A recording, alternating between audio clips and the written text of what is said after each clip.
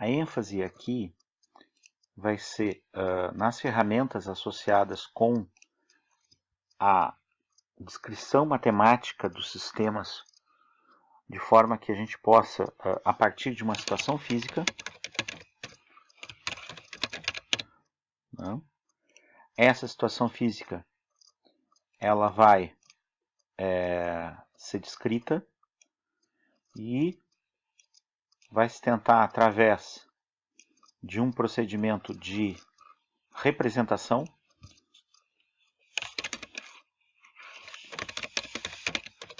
essa representação vai ser feita a partir de uma representação usando uma representação matemática. Se obter um conjunto de equações, esse conjunto de equações, vai ser o conjunto de equações do modelo.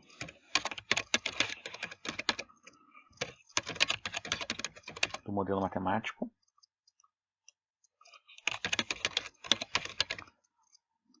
Esse conjunto de equações do modelo matemático, dependendo do tipo de representação que se faz, ele vai ser composto de equações algébricas, equações diferenciais, e nós vamos associar a um tipo de problema muito específico. Então nós vamos conseguir um conjunto de equações determinado, que eu não quero descrever agora quais são.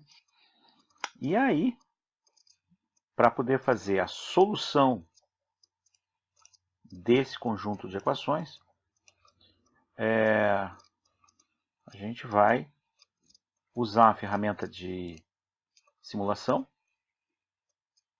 Uma ferramenta de simulação. Essa ferramenta de simulação vai ser uma simulação computacional, numérica. E a partir disso, vai se poder fazer a avaliação criando o que a gente tem como o estudo de caso do problema, em questão. Então, o que acaba acontecendo?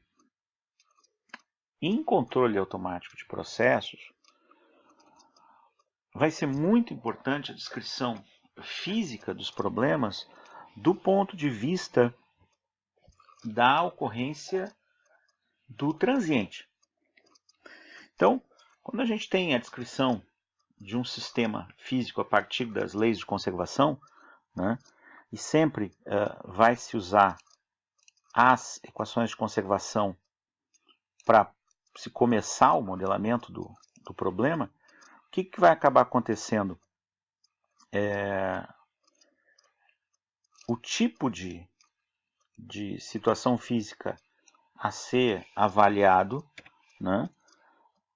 pela aplicação dos critérios de análise e estudo envolvendo a conservação da massa, conservação da energia e conservação da quantidade de movimento, vai acarretar que a gente precise descrever o sistema de acordo com um conjunto de considerações e restrições que é importante. Então, todo o problema de modelagem matemática, então a gente está querendo criar uma representação de um sistema físico usando linguagem matemática. Por isso o nome modelagem matemática. A gente vai criar um modelo. Então, sempre tem que ter em mente que aqui, modelo é sinônimo de representação da realidade. Representação da realidade. Sempre. Essa representação da realidade, ela pode ser tão completa quanto se desejar. Então, se o modelo for simples, Ele pode ser um modelo simples. Ele pode ser um modelo simples, sem problema nenhum. Mas ele tem que ter uma representatividade da situação suficiente para o nível de descrição com o objetivo que se deseja. Então, esse modelo simples, ele precisa atender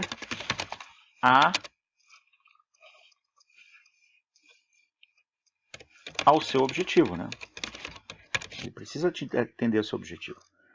Como o caso aqui é criar uma aplicação computacional que permita fazer a simulação numérica que venha a ser usada na aprendizagem de controle automático de processos, necessariamente esse modelo simples tem que ser um modelo que permita que, mais cedo ou mais tarde, as variáveis associadas com controle automático venham a ser abordadas. Em geral, se o modelo for muito complexo, esse modelo complexo ele vai acarretar num tempo de desenvolvimento muito grande. E, apesar de representar melhor a realidade, talvez para uma aplicação associada com a aprendizagem, com o ensino, não seja tão interessante. Uma coisa importante de salientar é que necessariamente há que se ter uma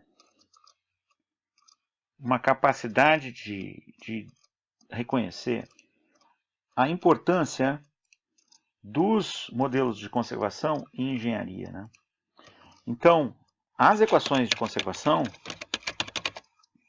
né, que nós vamos chamar de equações conservativas, né, que são as equações de conservação associadas à conservação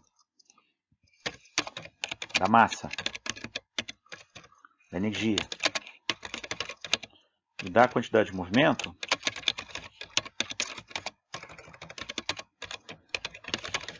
elas podem ser descritas de muitas formas, usando mais termos, menos termos.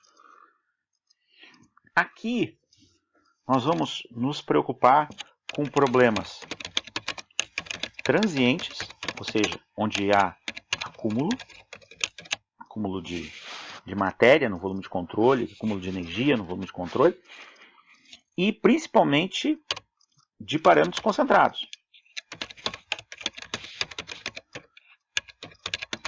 Então, o que são os parâmetros concentrados? É quando as propriedades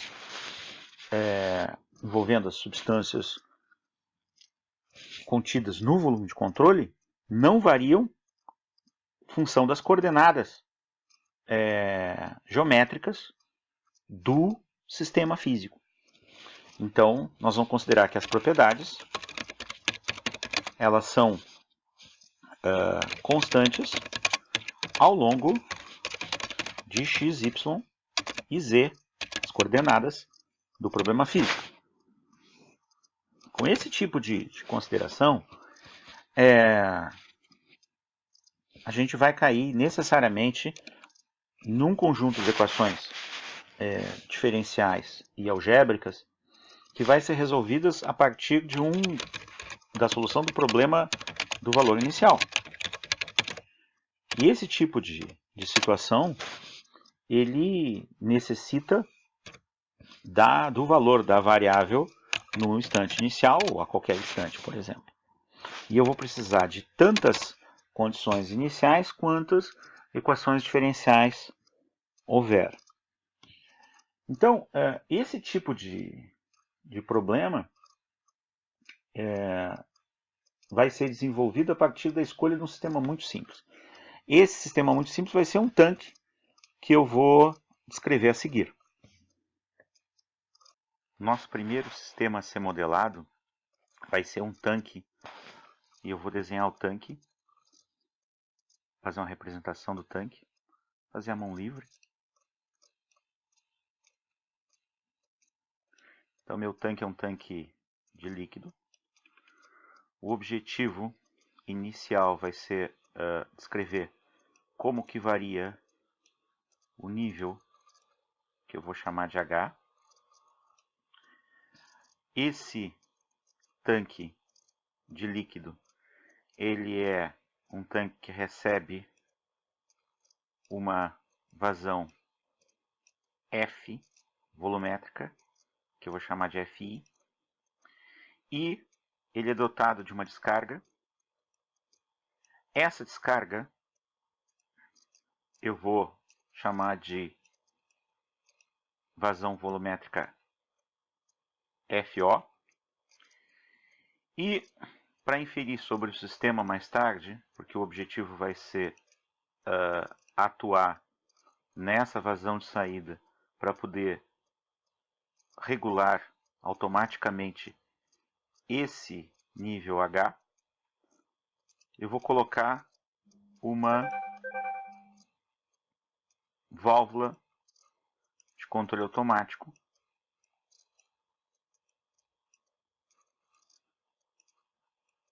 uma válvula pneumática aqui. Então, esse tanque é um tanque de geometria uniforme. A área, nós estamos vendo uma representação lateral. A área do fundo, ele tem paredes paralelas. Pode ser um tanque cilíndrico, pode ser um tanque prismático, tanto faz. Mas o que importa é que essa área é constante A. Para facilitar, nós vamos considerar que o fluido é um fluido de massa específica igual a 1000 kg por metro cúbico.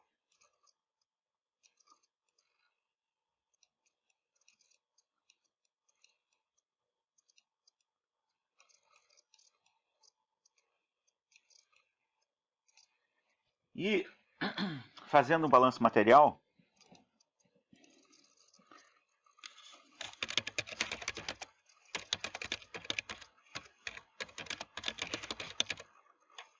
o que isso teria?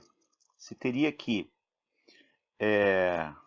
o acúmulo de massa no volume de controle,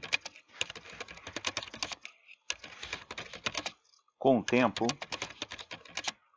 seria igual àquela massa que adentra o sistema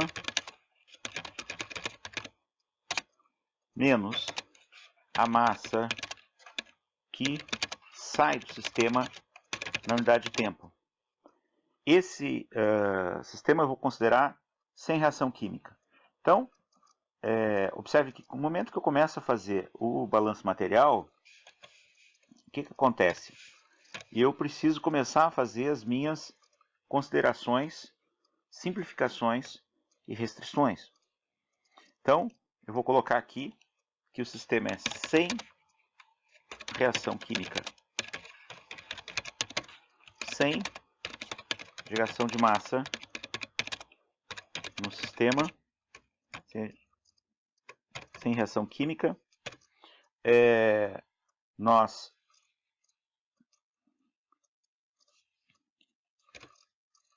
O problema é isotérmico,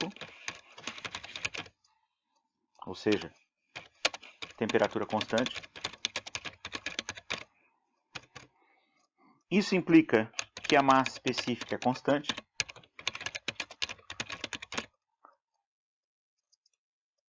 Porque se eu considero a temperatura constante e eu tenho um líquido, essa massa específica vai ser constante. A válvula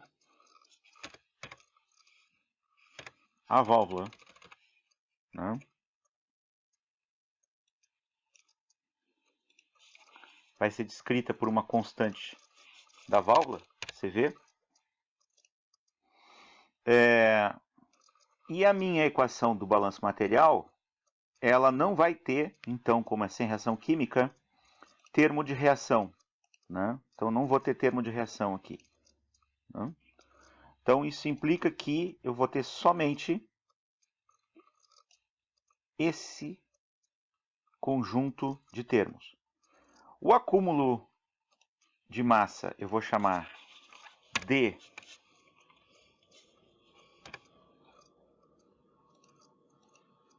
eu aumentar aqui,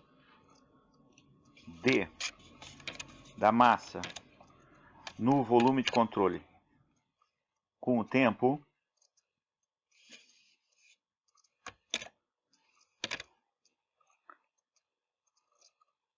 deixa eu ver se eu consigo fazer um índice aqui.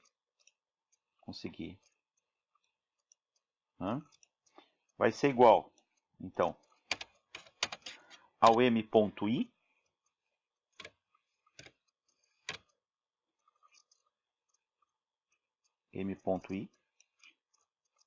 que é a vazão máxima que adentra ao sistema m.i, menos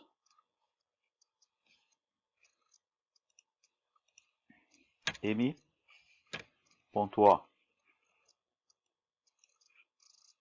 Como o sistema é muito simples, porque é o nosso primeiro exemplo, né?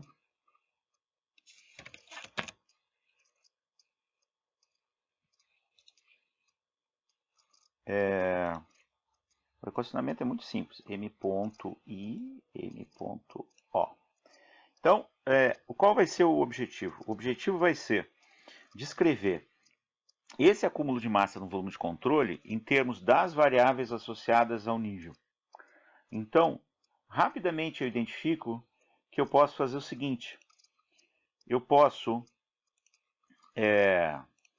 colocar que o termo da taxa do acúmulo da massa no volume de controle vai ser o ρ, a massa específica, vezes o volume, e isso é o acumulado dentro do sistema. E aí eu vou representar a massa específica como, vou escrever, massa específica,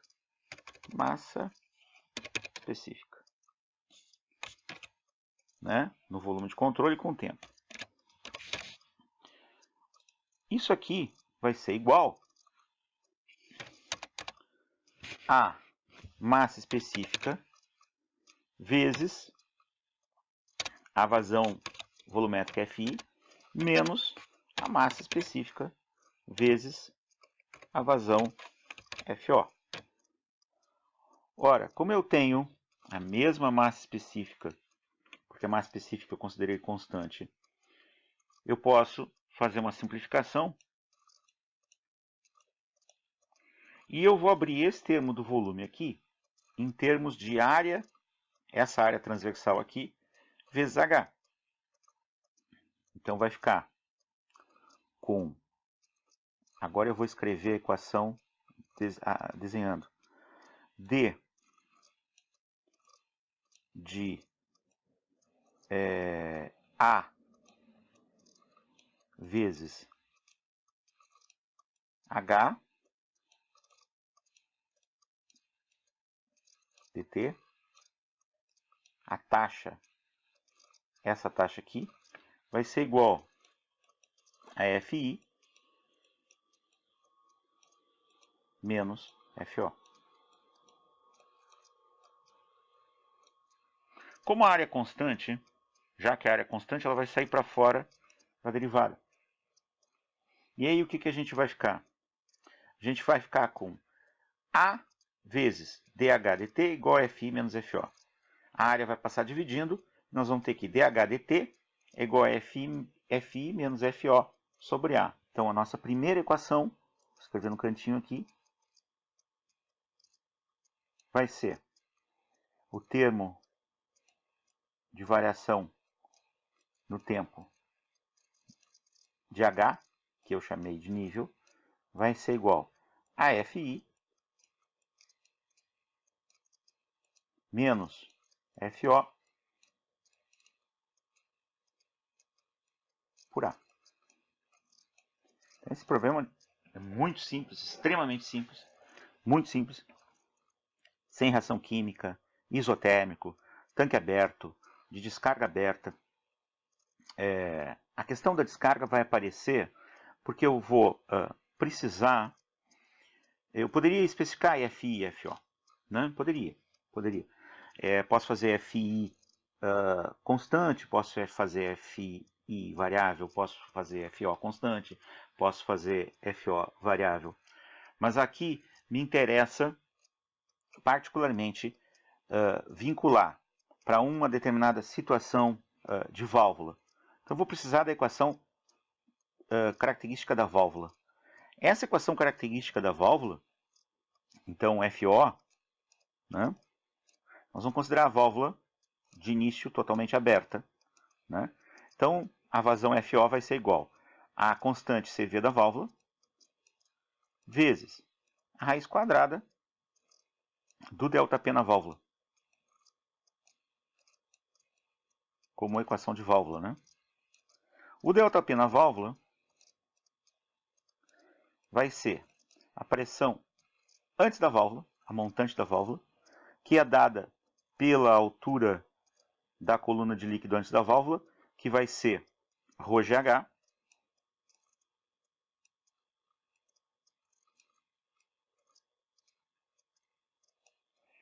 então é essa altura aqui, mais a pressão externa P0, pressão tanque aberto, pressão atmosférica. Né? Como o tanque é de descarga aberta, esse termo aqui, que é a pressão montante, vai ser subtraído da pressão ajusante, que vai ser P0. Então, a descarga é aberta, a pressão aqui fora é a mesma pressão porque é a pressão atmosférica. Então, esses dois termos aqui se simplificam. E a equação FO vai ficar FO é igual a CV, raiz quadrada de ρGH. FO igual a CV vezes a raiz quadrada de ρGH. Então, essa aqui eu vou chamar de equação 1. E essa aqui eu vou chamar de equação 2. Então, o que acontece? Agora, tendo a massa específica a gravidade, eu consigo, a partir de um determinado nível, determinar FO. E eu posso tentar resolver essa equação diferencial de várias formas. Então, a questão mais importante quando vai se falar em termos de simulação é ter bem claro que a simulação computacional ela é uma ferramenta que serve para resolver problemas em que não necessariamente o número de equações é igual ao número de variáveis. Então, conforme eu falei no vídeo de introdução sobre, na parte do vídeo de introdução sobre simulação, o estudo do número de equações e do número de variáveis e a definição de quais são as minhas variáveis independentes, quais são as minhas variáveis independentes, é muito importante. Então, com o intuito de implementar o programa simulador dinâmico associado ao modelo do exemplo que nós já estávamos trabalhando, eu vou usar o Scilab. Então, no SciNotes, que é o editor de texto, eu vou fazer o programa. Só para resgatar, a gente tem duas equações, uma equação diferencial, dHdt, igual a Fi menos FO sobre A, e a equação do FO, que é CV, que multiplica a raiz quadrada de ρGH. Então, eu vou começar. É uma boa prática sempre comentar, para a gente poder fazer a documentação. Então, 27 de julho de 2019, né? Programa simulador dinâmico do nível do tanque aberto de descarga aberta. Bom, então // é o comando de comentário. Quando eu vou fazer o programa, necessariamente é uma boa prática começar usando o comando clear. Né? O comando clear vai limpar a memória. Quando mesmo que eu começar a executar várias vezes o programa, pode acontecer que eu tenha variáveis que estejam na memória e que eu queira eliminá-las. Então é bom inicializar o programa limpando a memória. Eu vou limpar a área de comandos do Scilab também. E aí aqui eu vou ter uma seção que vai ser a secção de inicialização de variáveis. Então todas as variáveis que eu for trabalhar, eu vou colocar aqui. Então o meu tanque ele tem uma área, eu vou arbitrar aqui uma área de 1 metro quadrado, depois eu avalio se essa área ela é compatível ou não com o tipo de problema que eu vou fazer. Observe que eu coloquei aqui o nome da variável e já usei o comentário para colocar em que unidade eu estou trabalhando. Né? O ρ, vou escrever ρ assim, né? 1000 kg por metro cúbico, quilogramas por metro cúbico.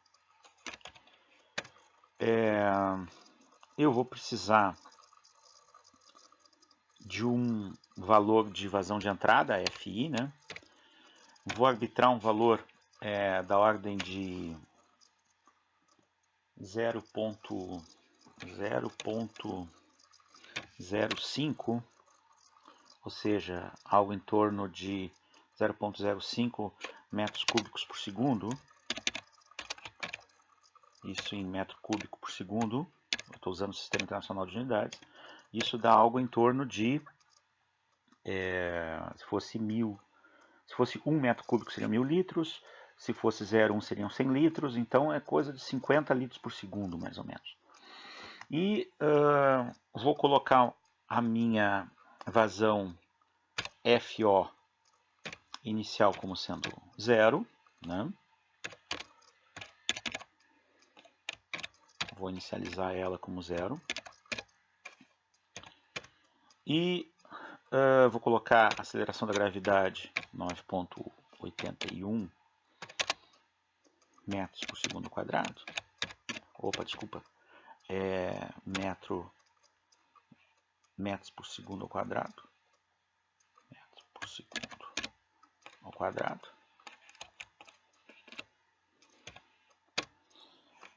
Vamos resgatar as equações. Eu preciso escolher qual o meu FI. Eu preciso escolher o CV da válvula. Então, vou trabalhar com um problema onde eu tenha a vazão inicial FI. FI eu já escolhi, já coloquei como constante. Então, aqui eu estou colocando aqui, eu vou lembrar aqui, é constante. Né? Desde o início ela é constante. Aí, o que eu vou fazer? Preciso do CV. O CV, que vai ser a constante da válvula. E ele é o valor a constante que vai caracterizar como que varia a função de ρGH a vazão de saída. Então, se eu arbitrar esse valor muito fora de escala, eu posso ter sérios problemas. Por exemplo, eu posso encontrar, inclusive, nível de líquido negativo. Então, eu vou arbitrar um valor bem pequeno, 0.0001, só para começo de simulação. A unidade do CV, ela vai ser uma unidade complicada. Por quê? Porque vai ser em metros cúbicos vezes segundo elevado na menos 1, dividido por Pascal elevado na meio. Por quê? Por causa da equação característica da válvula, né? Então, essa unidade da constante, ela advém daqui, ó. Então, CV vai ser a unidade de vazão dividida por raiz quadrada de unidade de pressão, né? Então, a unidade de vazão do sistema SI é metro cúbico por segundo, a unidade de pressão é Pascal, né? E eu vou precisar de algumas variáveis auxiliares para fazer o problema. Por exemplo, eu vou precisar de um tempo final de simulação. Então, tempo final, eu vou chamar de t final, vou colocar 5 segundos, por exemplo. Quando eu for fazer o gráfico, eu vou usar o comando plot. O comando plot, ele plota vetores. Eu vou precisar de um índice para o vetor. Então, eu vou colocar, inicializar o vetor, o índice do vetor em i como 1. Né? Então, aqui eu vou retornar a linha de cima, vou comentar o tempo final como sendo aqui tempo final de simulação. E o i igual a 1 eu vou colocar que é o índice do vetor para plotagem, né? Para plotagem.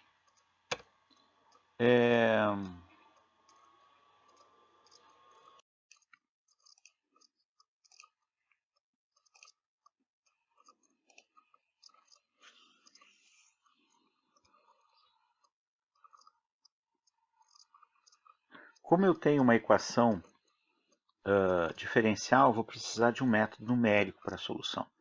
Então, esse método, eu vou usar o método mais simples possível. Vou usar um método de Euler de solução de equações diferenciais ordinárias, que é um método próprio para problemas de valor inicial, como esse tipo de problema que está sendo apresentado nessa simulação. Então eu preciso lá de um passo de integração. Normalmente esse passo é chamado de delta t.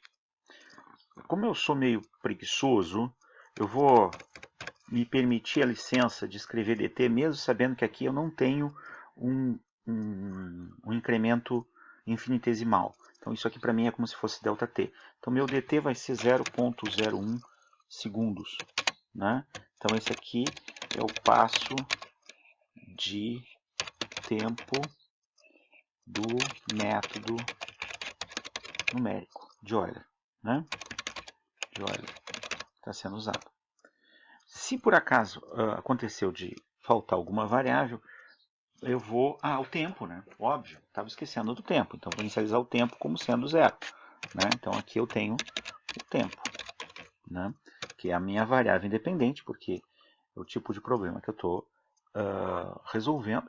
A variável independente vai ser o tempo, já que eu vou ter uma equação diferencial ordinária com acúmulo. Né? Então, o que vai acontecer? Se acontecer de precisar mais variáveis, eu acrescento, porque eu estou desenvolvendo a implementação do código em tempo real aqui na gravação. Então, secção de equações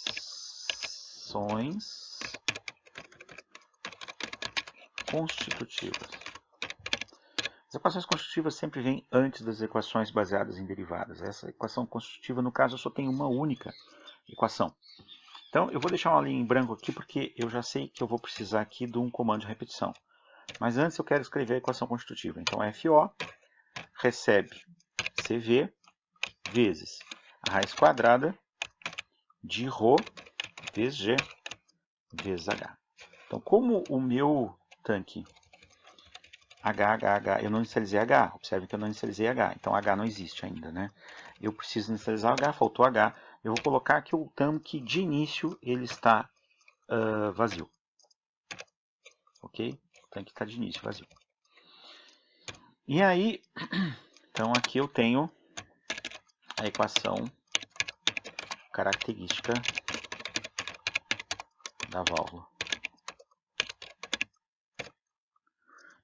Eu vou precisar repetir isso aqui enquanto t for menor que t final. Deixa eu ver se t final, a variável que eu coloquei lá em cima é t final. Eu vou tirar o end daqui. Então eu só tive uma única equação constitutiva.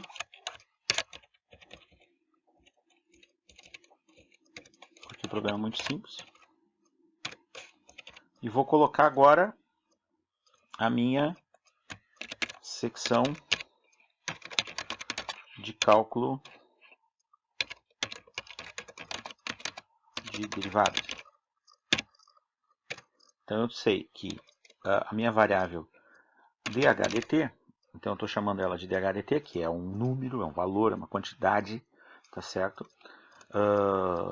Não é o DHDT da expressão analítica, simbólica da matemática, é uma quantidade, vai ser igual, por isso que eu escrevo DHDT, vai ser igual a FI menos FO dividido por A. Então, FI é constante, FO foi calculado pela equação do FO igual a CV vezes a raiz quadrada de ρ de H, e a área é constante, né?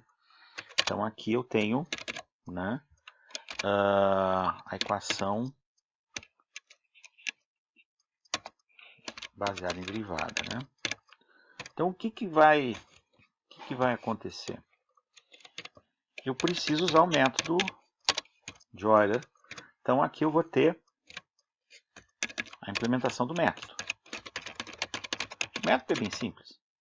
O método diz que o próximo valor de H, que seria o H índice I mais 1, se eu estivesse escrevendo com índices, vai ser o valor de H no passo anterior, que seria o H índice I, mais o valor da aproximação da derivada, que no meu caso é DHDT, vezes o delta, que é dt. Aqui reside a maior dificuldade dos iniciantes de implementação desse tipo de problema.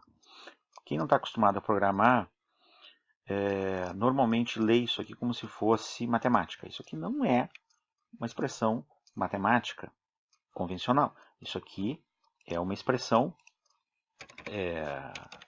em linguagem de programação. De acordo com o programa que eu estou usando e como que ele vai ser executado pelo interpretador do Scilab, ele primeiro vai fazer isso aqui, esse lado de cá, para depois armazenar o resultado lá de cá. Então, como é que é feito isso aqui? O interpretador busca o endereço dessa variável, coloca na pilha de processamento, puxa essa variável, coloca na pilha de processamento, puxa essa variável, e aí obedece a sequência de solução de acordo com as regras de operação. Executa primeiro a multiplicação, depois a soma. Depois que ele fizer a soma, depois que ele fizer essa soma, é que ele vai pegar e vai armazenar o resultado dessa adição no valor de H. Então eu posso fazer isso aqui tranquilamente. Bom, do mesmo jeito, T passa a ser T mais dt, que é a atualização do valor de tempo. Vale tudo que eu falei para o H, vale. Ou seja, o interpretador busca o valor de T, coloca na pilha de execução de cálculos, puxa o valor do dt, opera matematicamente a adição e somente depois ele armazena esse valor em T. O que acontece é que eu vou precisar sair do laço de integração, né? Então aqui, essa atualização do valor de tempo é a atualização que permite que o tempo seja incrementado. E eu estou avançando na variável independente. O que vai acontecer? Eu vou usar o comando de plotagem. Então eu preciso vetorizar as variáveis que eu calculei escalarmente, né? Observe que h é um escalar. Então eu vou criar um vetor hh por uma nomenclatura própria minha. Eu dobro o nome da variável que vai ser vetorizada. HH índice I recebe H. E aí eu vou poder ter o valor de H que vai ser plotado. Então aqui eu tenho a equação do método. Aqui eu tenho a passagem do escalar para o vetor a ser plotado. E aqui eu tenho um incremento de tempo. Incremento de tempo. É importante que eu me dê conta que eu vou precisar armazenar o tempo também para poder fazer o meu gráfico. Então, pt índice I recebe o valor de t aqui, antes do incremento. Eu vou precisar atualizar o valor do meu contador I, né? I passa a ser I mais 1, porque na próxima iteração eu vou precisar ter um novo índice para o vetor. E está aqui o while, eu preciso de um end, né? End. Esse end é desse while aqui, né? por fim, plot tt, h. Bom, a priori estaria tudo certo. Como eu estou programando enquanto estou implementando, pode acontecer que haja erros. Mas eu vou salvar isso aqui, salvar com o nome de simulador do tanque.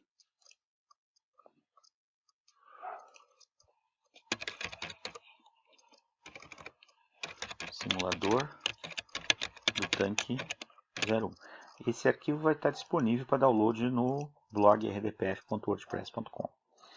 Bom, vamos pensar agora numa coisa. Eu tenho como avaliar teoricamente se existe coerência física? Tem. Vamos observar uma coisa. Como o FI é constante em 0.05 e como o FO começa, como o nível começa em 0, a tendência é que o nível somente cresça, né? A questão é, será que ele vai crescer indefinidamente ou será que ele vai alcançar um equilíbrio onde a vazão que entra vai ser igual à vazão que sai, porque o nível vai proporcionar uma vazão na válvula de saída? Só resgatando a física do problema, o problema é esse, né? Só que o meu nível no início está 0. Então, eu vou executar e vou ver o que acontece.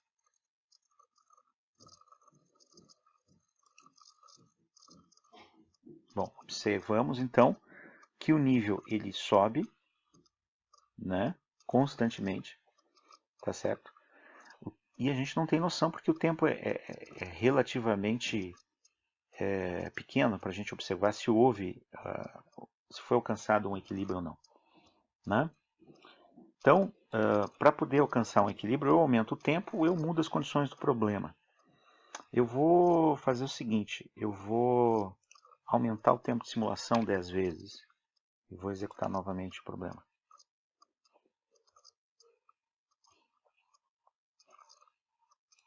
Observa-se claramente que isso aqui não é uma reta, isso aqui é uma curva, né? E que está havendo uma tendência a uma estabilização num tempo muito grande, né? Eu vou pegar e vou... o meu intuito com esse problema vai ser mais tarde implementar o controle automático do nível para esse problema simples. Então, por enquanto, o problema está representando a situação.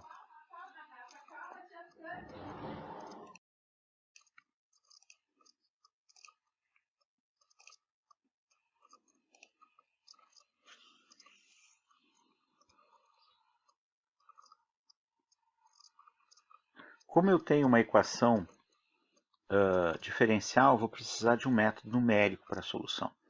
Então, esse método, eu vou usar o método mais simples possível, vou usar um método de Euler de solução de equações diferenciais ordinárias, que é um método próprio para problemas de valor inicial, como esse tipo de problema que está sendo apresentado nessa simulação. Então eu preciso lá de um passo de integração. Normalmente esse passo é chamado de delta t. Como eu sou meio preguiçoso, eu vou me permitir a licença de escrever dt, mesmo sabendo que aqui eu não tenho um incremento infinitesimal. Então isso aqui para mim é como se fosse delta t. Então meu dt vai ser 0.01 segundos, né? Então esse aqui é o passo de tempo do método numérico de Euler, né? De Euler está sendo usado. Se por acaso aconteceu de faltar alguma variável, eu vou... o tempo, né? Óbvio, estava esquecendo do tempo. Então, vou inicializar o tempo como sendo 0. Né? Então, aqui eu tenho o tempo, né? Que é a minha variável independente, porque é o tipo de problema que eu estou resolvendo. A variável independente vai ser o tempo, já que eu vou ter uma equação diferencial ordinária com acúmulo, né? Então, o que vai acontecer? Se acontecer de precisar mais variáveis, eu acrescento, porque eu estou desenvolvendo a implementação do código em tempo real aqui na gravação. Então, secção de equações constitutivas. As equações constitutivas sempre vêm antes das equações baseadas em derivadas. Essa equação constitutiva, no caso, só tem uma única equação. Então, eu vou deixar uma linha em branco aqui, porque eu já sei que eu vou precisar aqui de um comando de repetição. Mas antes eu quero escrever a equação constitutiva. Então, FO recebe CV vezes a raiz quadrada de ρ vezes G vezes H. Então, como o meu tanque H, eu não inicializei H, observe que eu não inicializei H, então H não existe ainda, né? Eu preciso inicializar H, faltou H, eu vou colocar que o tanque de início ele está vazio, ok? O tanque está de início vazio. E aí, então aqui eu tenho a equação característica da válvula. Eu vou precisar repetir isso aqui enquanto t for menor que t final. Deixa eu ver se t final a variável que eu coloquei lá em cima é t final. Eu vou tirar o end daqui. Então eu só tive uma única equação constitutiva. Porque o problema é muito simples. E vou colocar agora a minha secção de cálculo de derivadas. Então eu sei que a minha variável dHdt, então eu estou chamando ela de dHdt, que é um número, é um valor, é uma quantidade, tá certo? Não é o dHdt da expressão analítica, simbólica da matemática, é uma quantidade, vai ser igual, por isso que eu escrevo dHdt, vai ser igual a FI menos FO dividido por A. Então, FI é constante, FO foi calculado pela equação do FO igual a CV vezes a raiz quadrada de ρGH, e a área é constante, né? Então, aqui eu tenho, né, a equação baseada em derivada, né? Então, o que vai acontecer? Eu preciso usar o método de Euler. Então, aqui eu vou ter a implementação do método. O método é bem simples. O método diz que o próximo valor de H, que seria o H índice I mais 1, se eu estivesse escrevendo com índices, vai ser o valor de H no passo anterior, que seria o H índice I, mais o valor da aproximação da derivada, que no meu caso é dHdt, vezes o delta, que é dt. Aqui reside a maior dificuldade dos iniciantes de implementação desse tipo de problema. Quem não está acostumado a programar, normalmente lê isso aqui como se fosse matemática. Isso aqui não é uma expressão matemática convencional. Isso aqui é uma expressão em linguagem de programação. De acordo com o programa que eu estou usando e como que ele vai ser executado pelo interpretador do Scilab, ele primeiro vai fazer isso aqui, esse lado de cá, para depois armazenar o resultado lá de cá. Então, como é que é feito isso aqui?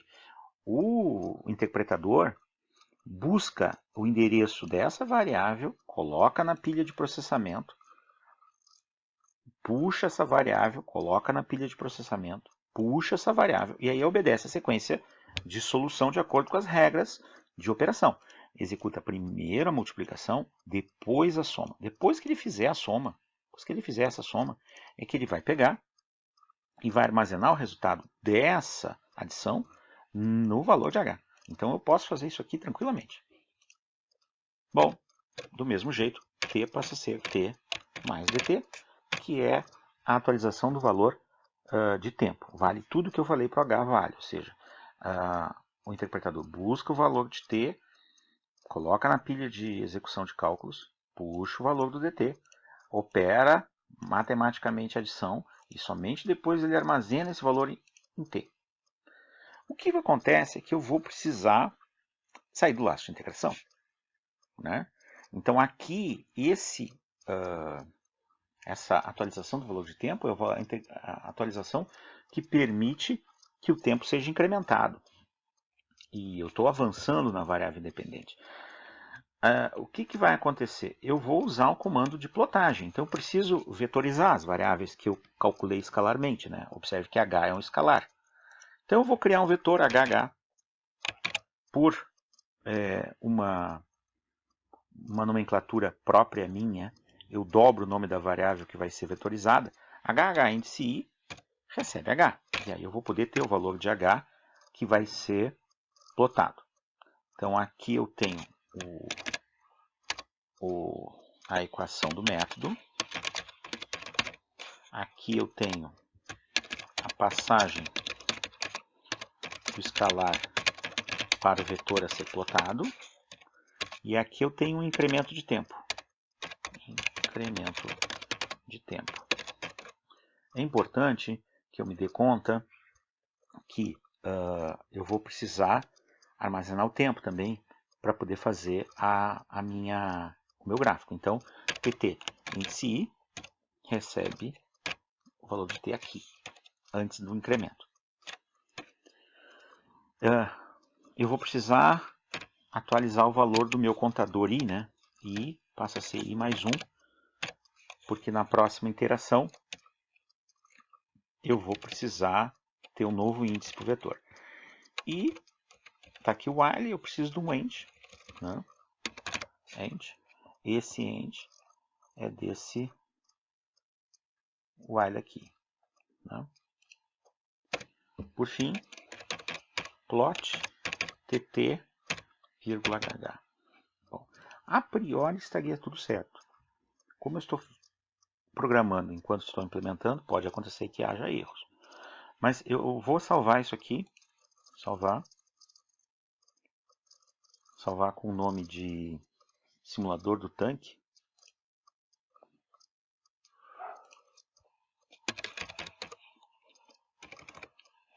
Simulador do tanque 01.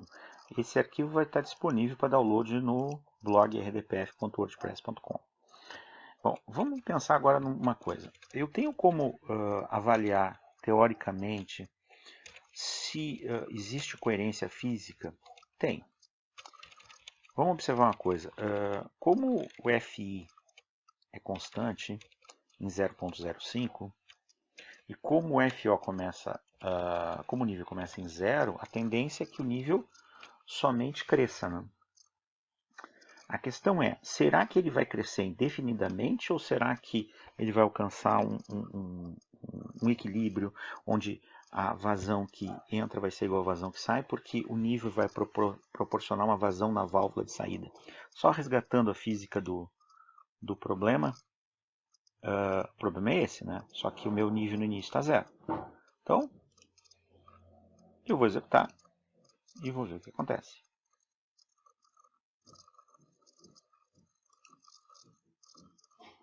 Bom, observamos então que o nível ele sobe, né, constantemente, tá certo? E a gente não tem noção porque o tempo é relativamente pequeno para a gente observar se houve, se foi alcançado um equilíbrio ou não, né? Então, para poder alcançar um equilíbrio, eu aumento o tempo ou eu mudo as condições do problema. Eu vou fazer o seguinte, eu vou aumentar o tempo de simulação 10 vezes e vou executar novamente o problema.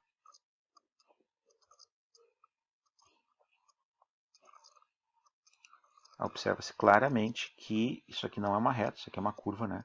E que está havendo uma tendência a uma estabilização num tempo muito grande, né? Eu vou pegar e vou... o meu intuito com esse problema vai ser mais tarde implementar o controle automático do nível para esse problema simples. Então, dando prosseguimento, então, o objetivo final é implementar uma rotina simples de controle automático de nível, né? Então, como é que isso vai ser feito, né? Necessariamente é interessante a gente construir uma representação do sistema da lógica do sistema de controle, né? Então a primeira coisa que a gente vai ter que ter é a representação de como se dá na prática a aquisição do valor do nível. Então, é comum a instalação de um sistema que vai ser um transmissor de nível, no caso aqui um L de level T, tá certo? Usando a representação da norma ISA. Esse sistema aqui vai gerar um sinal, que no caso vai ser um sinal elétrico. Então é um sinal que eu vou representar com uma linha tracejada, né? E por sua vez ele vai para um controlador de nível, né? Esse controlador de nível, L de nível, de level em inglês, C controller. Esse sinal, esse dispositivo, ele vai precisar receber uma informação de valor de referência de nível, né? Que seria o meu set point, né? Set point. Em geral, o set point ele vem de uma informação da etapa de projeto. No caso, como a minha aplicação de exemplo ela foi feita no Scilab e eu fui construindo ela em tempo real à medida que eu gravava o vídeo, os valores a faixa de a amplitude de nível de líquido que foi obtida na simulação, ela me permite, por exemplo, escolher um set point ao redor, vou escolher aqui ao redor de 5 metros, por exemplo. 5 metros para esse exemplo, né? E aí, esse sistema aqui, nesse dispositivo, é que fisicamente estará implementado de alguma maneira, pode ser através de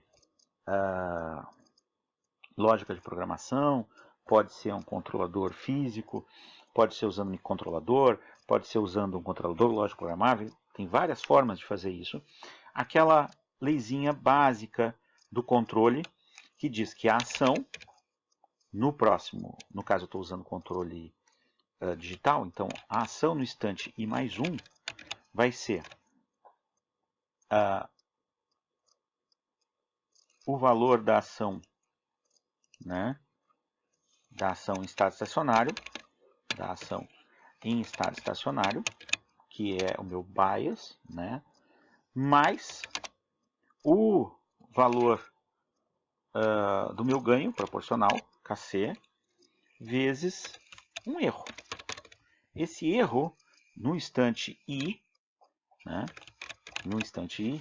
ele vai ser a diferença entre o valor medido, que foi transmitido pelo transmissor de nível, para o controlador, essa diferença entre esse valor e o valor de referência.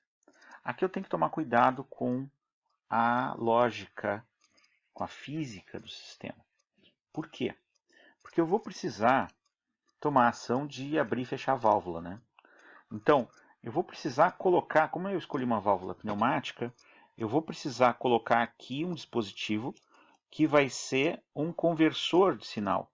Ele vai fazer uma conversão de sinal, por exemplo, elétrico I para pressão, para sinal pneumático. Esse conversor, ele vai conversar com a minha válvula, conversar entre aspas, enviando o sinal pneumático para abrir ou fechar a válvula. E ele precisa receber o sinal elétrico que vem do controlador, advindo do controlador. Então, o que acaba acontecendo? Necessariamente, eu preciso pensar, quando esse erro for positivo, a válvula tem que abrir ou fechar? Bom, então eu vou precisar definir uma equação de erro, né? Então, erro, para mim, vai ser definido como sendo o valor de referência, o set point, menos o valor medido, né? Então, se o set point, no caso, eu estou usando 6, e a medida der 10, por exemplo, o erro vai dar negativo. Conclusão, aqui eu vou ter um valor negativo e a minha ação vai diminuir. Ou seja, o que vai acontecer? Eu vou ter a válvula fechando. Se a válvula fecha e a medida já é 10, a medida é 10. A medida é 10. O meu set point é 6. É 6, ou seja, a medida já é maior do que o set point. E eu fecho a válvula. O que vai acontecer? Eu vou estar indo na direção errada. Então, eu observo que esse tipo de sistema é o que a gente chama de sistema inverso. Por quê? Porque quando a vazão FO ela diminui, o nível H aumenta. Então, é um tipo de sistema inverso. Então, para representar esse sistema inverso, há várias formas possíveis. É importante que a gente se dê conta de como a gente está escrevendo a fórmula do erro. É mais fácil, no caso, a gente implementar um ganho negativo. E aí, usar esse sistema físico com um ganho negativo. Então, o meu KC vai ter que ser, com certeza, dar um valor negativo. Eu não vou trabalhar com sintonia nesse vídeo. Sintonia é um assunto bem mais complicado. O meu intuito é simplesmente mostrar como que a ferramenta de simulação permite a implementação do sistema de controle de forma bem simples. Então, como eu já tenho o simulador do nível, eu somente vou acrescentar as equações do controlador, né? Então, como é que eu vou fazer isso? Eu vou voltar para a aplicação de computacional, né? E lá no código inicial eu vou colocar um set point, que eu tinha escolhido, por exemplo, de 6, né? Que é o valor de referência do nível em metros, né? Em metros. Vou colocar um valor de KC, por exemplo, menos 10, tá certo? Eu não sei o valor da ação no estado estacionário. A ação para mim no estado estacionário, eu não sei, né? Então eu vou arbitrar. Para trabalhar de uma forma mais simples, e aqui é uma questão de simplificação, eu preciso pensar que a válvula pode estar totalmente fechada, ou seja, a vazão pode ser 0, ou ela pode estar totalmente aberta e a vazão pode ser 100%. Então, eu vou criar um termo que eu vou acrescentar na equação do FO, que vai ser uma função da abertura da válvula. Então, esse valor, que seria o f de x, o f da posição do obturador na válvula pneumática, ele vai multiplicar o conjunto. E ele vai ser um número que, para mim, vai variar entre 0 e 1. Para fins de simplificação, eu não vou usar uma equação de representação de característica de válvula, como você vê, função do posicionador. Posicionador não, da posição do êmbolo, né? Posição do obturador da válvula, desculpa. Então, o que eu vou fazer? Eu vou fazer com que a ação no estado estacionário seja uma fração. Por exemplo, eu não sei se essa fração é a fração certa ou não, eu simplesmente preciso de um valor. Vou colocar que fosse 10%, por exemplo. E aí, primeira coisa que eu vou calcular, antes inclusive da equação, né? Na seção do controlador, a seção do controlador ela vem antes da seção das equações constitutivas. O que eu vou fazer?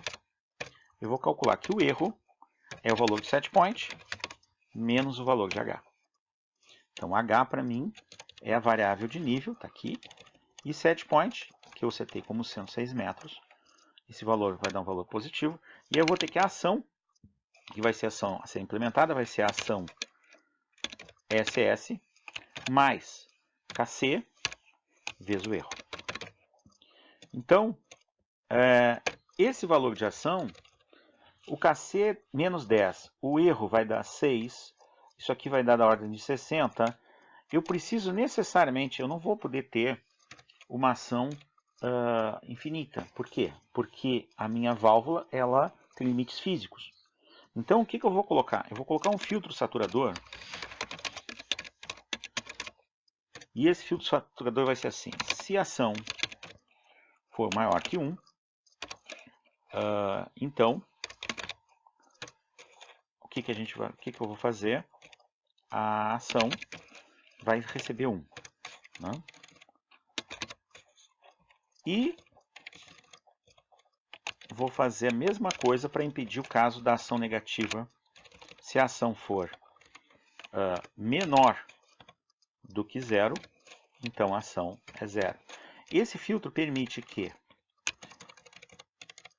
se por acaso a válvula a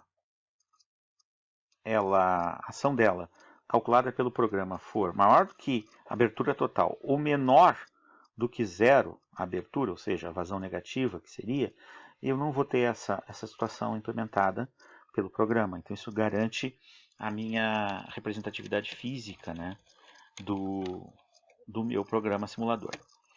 E aí, a única coisa que eu vou acrescentar no programa original é ação VCV.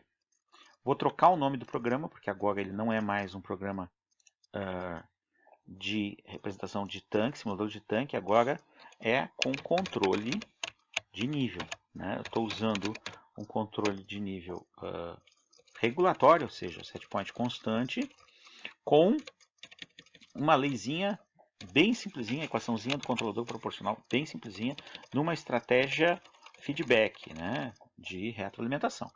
Então, eu vou executar o programa. Deixa eu ver se eu tenho... fechar o gráfico anterior. E pode acontecer qualquer coisa, porque eu não testei, né, nem valor de KC. Eu posso conseguir que haja o controle, eu posso conseguir... não controlou. Não conseguiu controlar.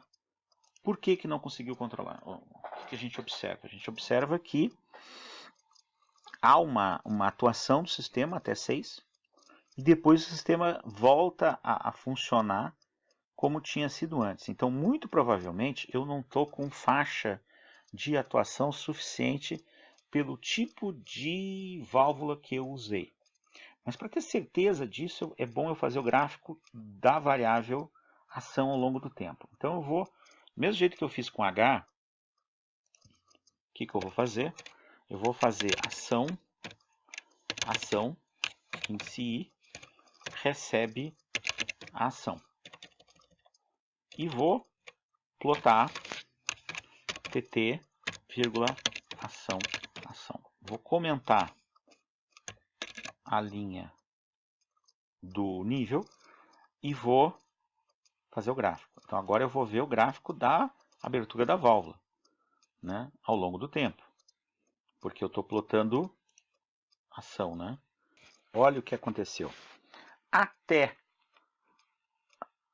alcançar o set point, a válvula está totalmente aberta. No momento, por quê? Porque como o nível começa em 0 e ele vai subindo, né, ele vai se aproximando de 6, a válvula está totalmente fechada, claro. A válvula está totalmente fechada. Né? A vazão é 0, a válvula está fechada. E aí o que acaba acontecendo? O nível vai subindo porque o líquido acumula dentro do tanque, né? Ele vai acumulando dentro do tanque, então ele começa com o nível 0, a válvula está fechada, a ação é 0, e o nível vai subindo. À medida que o nível vai subindo, quando ele chega em 6, troca o sinal do erro. A válvula abre toda, e ao abrir toda, a abertura total dela ainda não é suficiente para garantir que haja a manutenção do nível. Por quê? Porque a vazão FO acaba sendo muito menor do que deveria ser para sustentar aquela vazão FI de entrada. Então, esse tipo de situação, ela permite avaliar que se está num caso em que o atuador, no caso a válvula, ela tem uma característica pequena demais para o problema físico. Então, o que eu vou fazer? Para evitar a tentativa e erro, a forma melhor é resolver o problema no estado estacionário. Então, supondo que haja que não haja acúmulo, tá certo? Para 6 metros, qual seria a vazão necessária para sustentar o nível? Seria a vazão de entrada. A vazão de entrada, no caso, de 0,05 metros cúbicos por segundo. Ora, eu tenho então como, voltando na equação da válvula e resolvendo, considerando que eu estou para o estado estacionário, dHdt é zero, dHdt é zero. Né? Não há variação de nível, né? Porque o nível vai ficar constante, e para que isso ocorra, FI é igual a FO. Se FI é igual a FO, e eu sei quanto é FI, que é 0,05 metro cúbico por segundo, né? Se eu substituir na equação de CV vezes raiz quadrada de ρgh, eu vou ter que ρ é 1000 vezes 9,8 vezes o 6, que é o set point. Né? Então, isso aqui eu vou chamar, eu vou usar o Scilab para resolver, né? Eu tenho raiz quadrada, deixa eu ver, raiz quadrada de 1000 vezes 9,8 vezes 6. Opa, desculpa. Aqui. 242. E aí, eu tenho que o CV vai ser o 0,05, que era o valor do 0,05, que era o valor de FI, dividido por 242,48. Aproximadamente 0,0002. 1, 2, 3, 4. 2 vezes 10 a menos 4, né? 2 vezes 10 a menos 4. Vou voltar aqui e vou colocar 0,0002. Tá certo? Vou plotar o nível. Vou comentar a linha da ação. Salvo e executo. Ver o que acontece.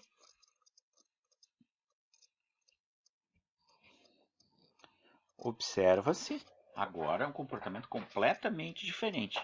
Na proximidade, o nível sobe, né? Sobe. E aí o que acontece? Quando ele alcança 6 e ocorre a necessidade de que a válvula abra, ela abre, tá certo? Porque ela está fechada porque o nível está subindo. Ela abre e ela abre de uma maneira que ela não consegue sustentar o nível 6, mas fica bem aproximado. Vamos ver como é que a ação se comporta. Como é que a ação se comporta? Eu vou comentar aqui, executar.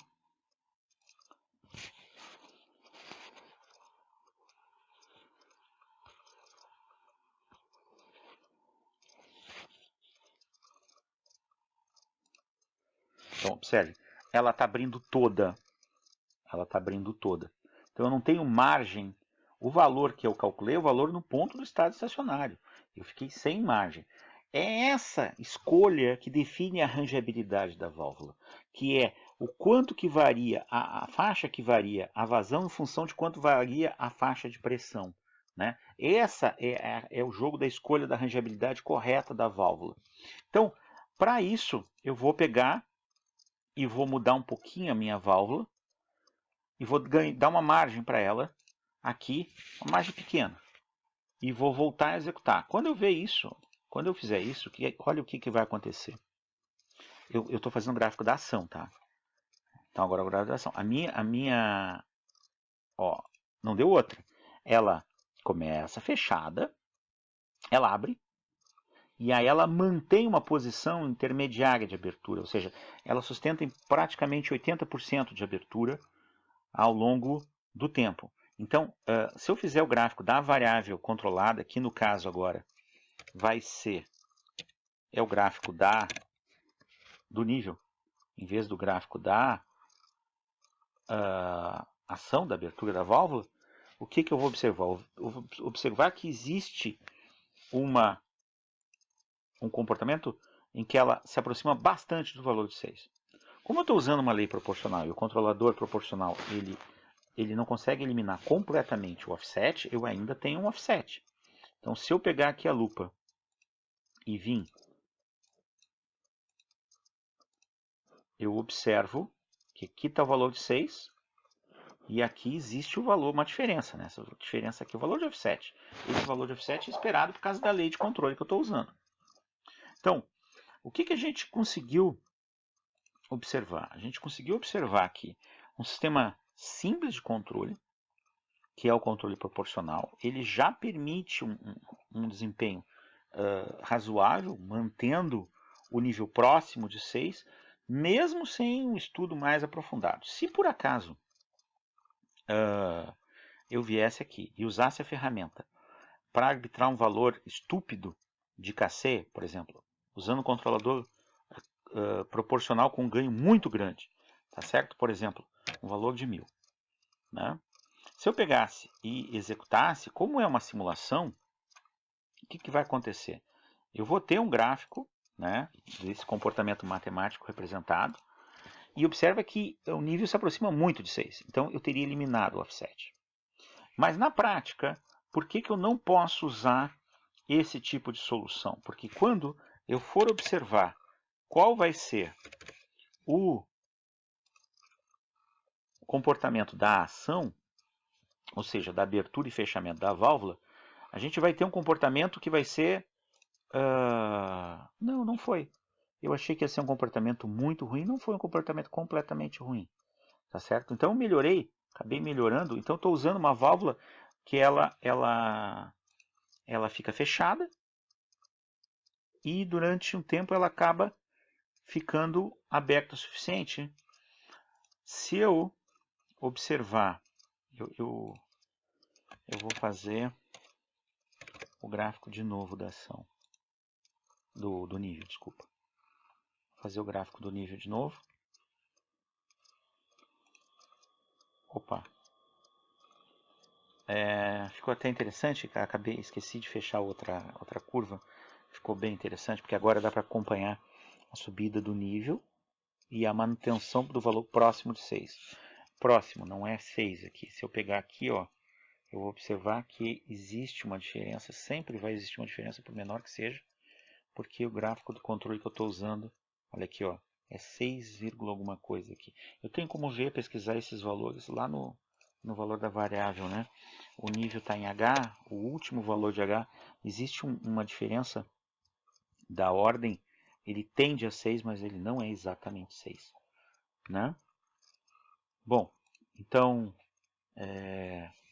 esse tutorial tinha esse intuito de construir essa aplicação computacional. Essa a aplicação computacional está disponível no blog